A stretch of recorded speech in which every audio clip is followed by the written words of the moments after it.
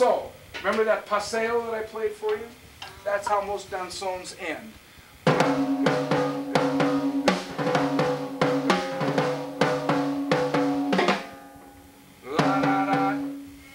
End. So, Cachao said, here's what we're going to do.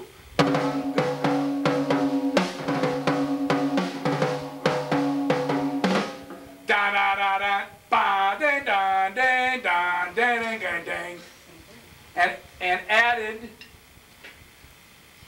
what he at that time called the cha, or mambo, the mambo section to the danzón, which later became known as the danzón cha. And then what happened was, and then the danzón groups added a tumbadora. There's no such thing really as a conga drum, by the way. We call this a conga drum, but actually this is a tumbadora. And they added a tumbadora to the danzón orchestra that didn't play during the danzón part. And then you get da da da da ba da da da da da da, that thing, which is called abanico. It's called an abanico. What does abanico mean in Spanish? Fan. So this is the imitation of the Spanish woman opening her fan. And that's what this is. And they took a little cowbell, and I mean literally a cow bell. He's right over there. Thank you. And after the abanico,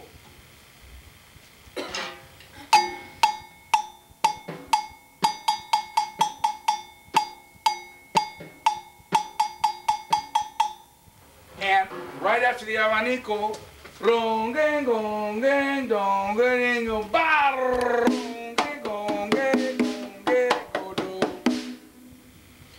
and right after the abanico,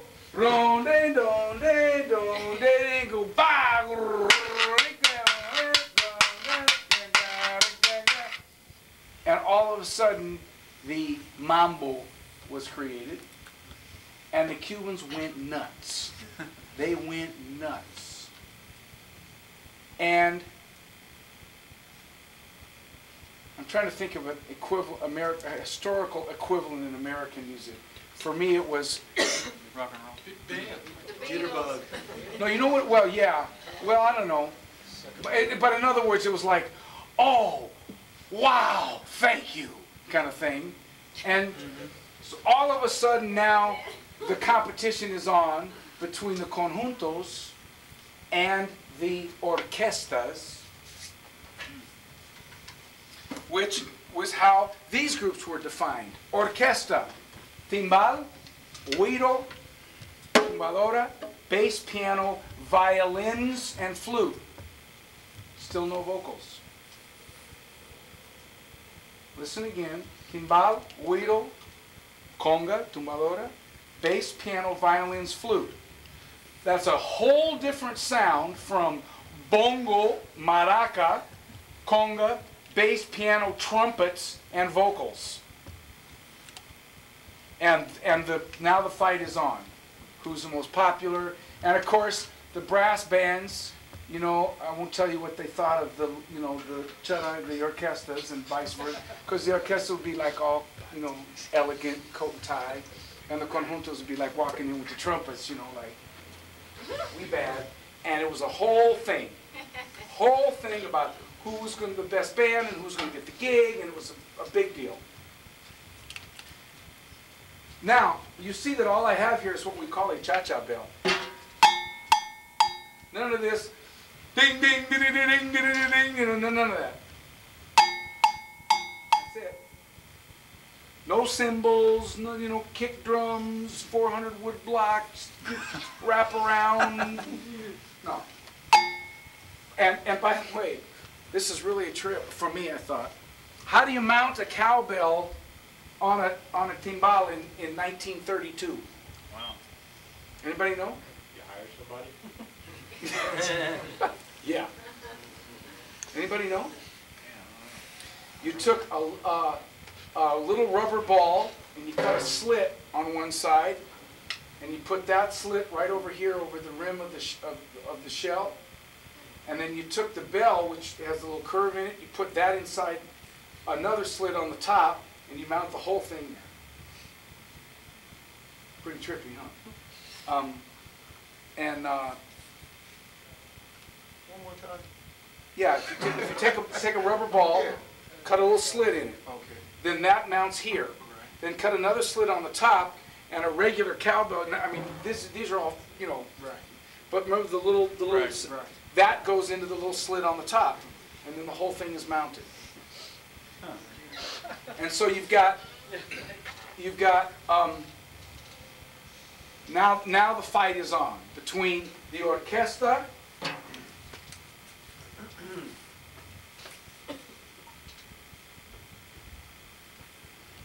and the conjunto.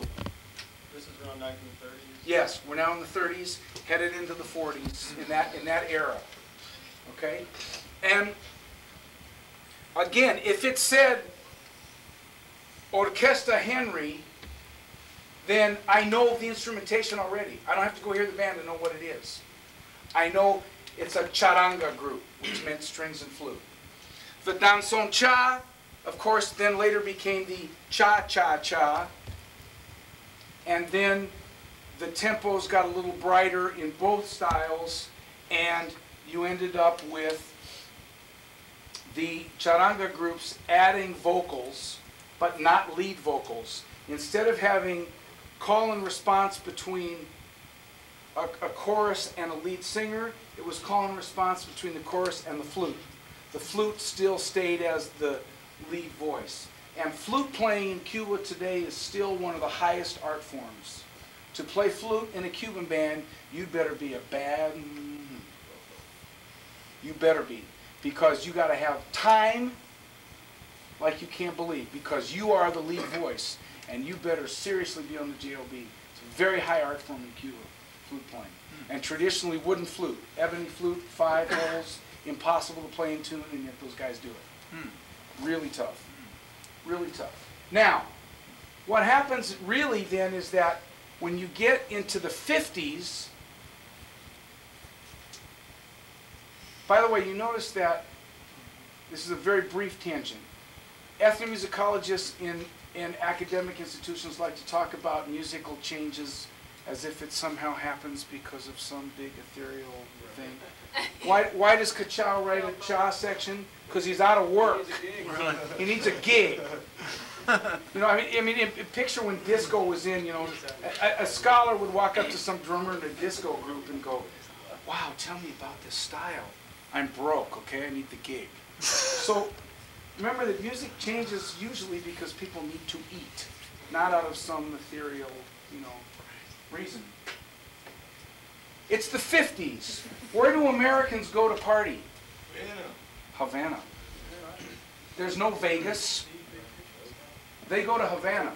That's where the prostitution is. That's where the drugs are. That's where the hotels are. That's where the beach is. Gambling? A lot of gambling. Now pay attention, because this is really actually what it is. You're in a Cuban hotel and there's a hotel band. That's a great gig, right? That's a steady gig, 7 nights a week, really. That's a great gig. Fred and Wilma show up from Des Moines to spend a week in Cuba. Maybe Barney and Betty came with them. All right. In any event, damas y caballeros, bienvenidos al Tropicana Hotel. Y esta noche tenemos el espectáculo. I don't know, whatever. And then they have the big Cuban floor show. Right? So out comes, you know, am I allowed to say bullshit? You know, the bullshit. Yeah, okay, so they, you know, and the TNA show and the whole thing. But usually accompanied by the best musicians in Cuba, in Havana. And they're playing rumba, they're playing bata. The bata drums came out of the sacred context and into secular music as early as 1936. And by the 50s, they are part of the show at the hotel. And so you've got rumba going on and checares and the show is going on and the big TNA show, fine. And then Fred and Wilma are eating dinner while the show goes on. Yeah, that's great. Oh, isn't that wonderful? Now, after they've had about 3 or 4 Cuba Libres and they're hammered out of their mind, can the hotel band play Cuban music for Fred and Wilma to dance to? Not a chance in hell. What do they have to play? Swing. You know, Tommy Dorsey. Right. Tunes. Whatever. And now for your dancing and dining pleasure, Fred and Wilma. Da-da-da-da. Well, can you play that music on timbales and conga drums? Gotta have a drum set. Chang, chang-a-lang, chang-a-lang, chang-a-lang. So now, the band is playing, and the drum set, and now we say, now, ladies and gentlemen, a taste of our, you know, our local music for you. Let's all mambo to da-da-da-da. What's the drum set player going to do? So, you start to see the introduction of the drum set into the Cuban percussion thing, not necessarily because anybody thought it was a great aesthetic idea, but, well, the guy's on the gig, and we're paying him, do something. Do something. So, one thing that could happen, and did happen, and this is where, get Walfredo to talk about this, because he was like the first drum set player in Cuba, or damn close to it. Guillermo Barreto and Walfredo Reyes Sr., Walfredo Sr. is living history of that era. He can speak about that way better than I. It's almost presumptuous of me to speak about it since he lived it. He was the drummer in the blah, blah, blah hotel, and he can tell you, you know, he can run the 411 on this way better than I can. But, from what I know and have learned about, one option was that the timbale player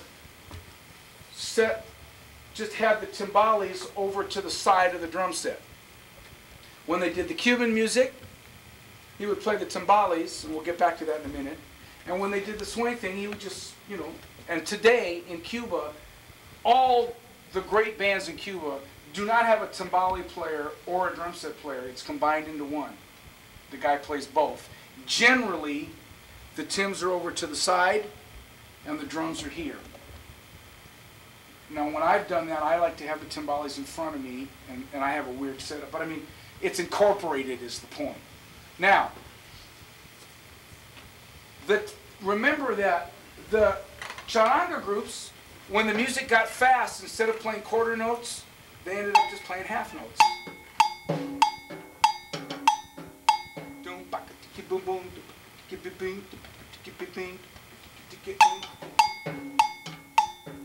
And in the conjuntos, there's no timbale player. Bongo and conga. So all of a sudden, now there's a timbale player, but they're playing song. What do you play? Yeah, but what do you play? Do you just... You already have a maraca player doing that. Hey, I got an idea. You know that thing the rumberos play when they play rumba? The guy on the little bamboo thing that goes... Da, da, da, da, da, da, da, da. Play that. This is what today we call cascara. Every timbale player in the world needs to know that. But all that is exactly what the stick player in rumba plays.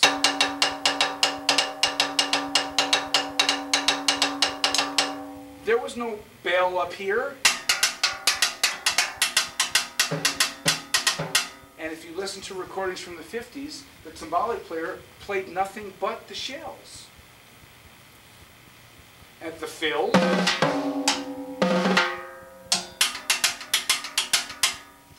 And then would solo. But there's no mambo bell. It was all down here. The mambo bell, that gang gang gang gang gang gang gang gang gang gang gang gang gang, that actually came from New York City. That came from the big bands playing Latin music in New York, and actually had a lot of Brazilian influence. in that.